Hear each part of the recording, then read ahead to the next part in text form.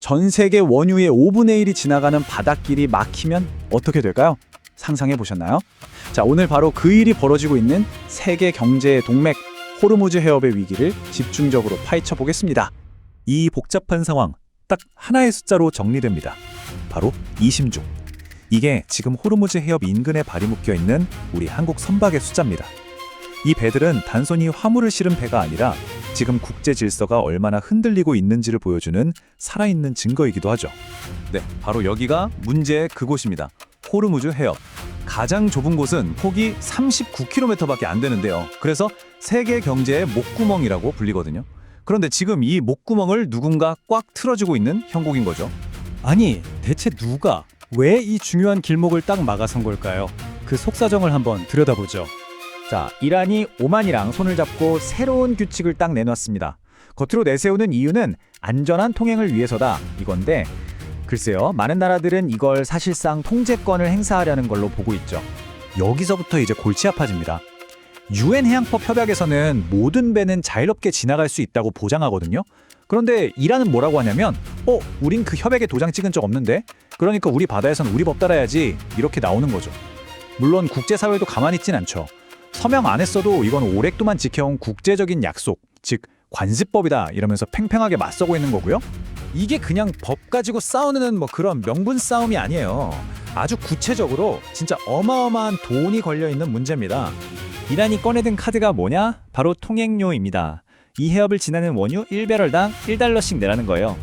이게 감이 잘 안 오실 수 있는데, 예를 들어서 200만 배럴을 가득 실은 아주 큰 유조선 있잖아요. 이런 배가 딱 한 번 지나가는데 내야 할 돈이 무려 200만 달러.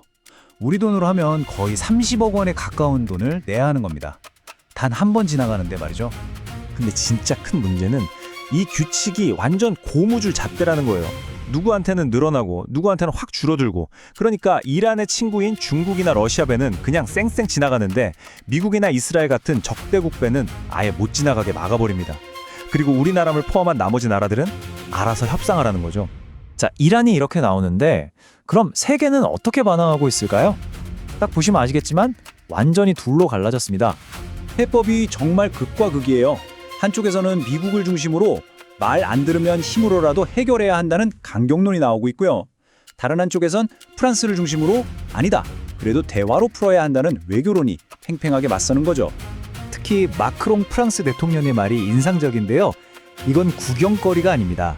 평화냐 전쟁이냐의 문제입니다 라면서 섣불리 군사력을 언급하는 걸 아주 강하게 비판하고 있습니다. 원래 이런 국제 갈등을 풀라고 있는 곳이 바로 유엔 안전보장이사, 줄여서 안보리잖아요. 그런데 이번 사태에서는 이 안보리가 거의 아무것도 못하고 있습니다. 사실상 식물 상태라고 봐야죠. 안보리에서 뭔가 결의안을 통과시키려면 5개 상임 이사국이 전부 찬성하거나 적어도 거부권을 행사하면 안 되거든요. 그런데 지금 상황을 보세요.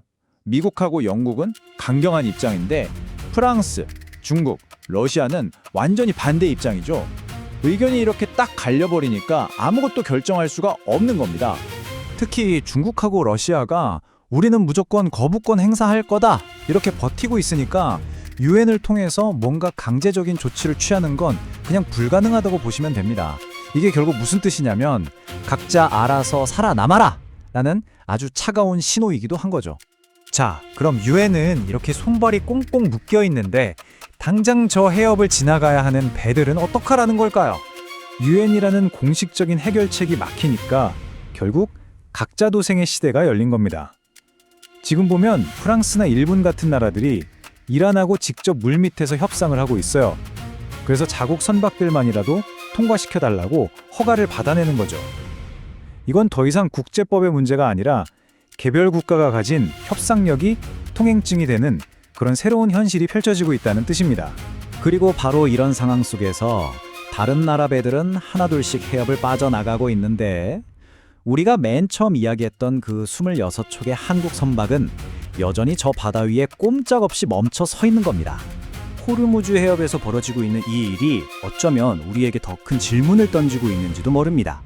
우리가 그동안 너무나 당연하게 생각했던 자유로운 항해라는 원칙이 이제 끝난 건 아닐까요?